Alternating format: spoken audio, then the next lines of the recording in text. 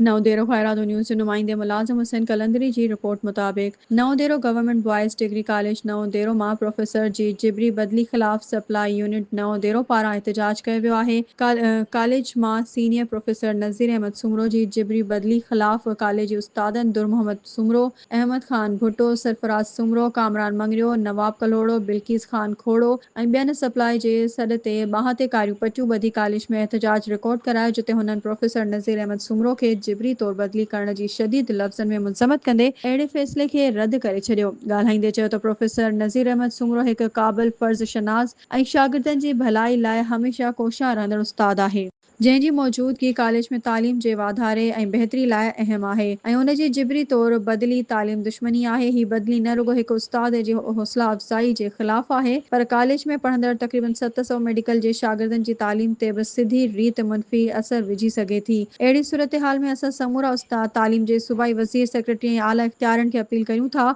त जिबरी तौर कयल बदिली जो आर्डर वापसि करे पैदा थियल बेचैनी ख़तमु कई वञे।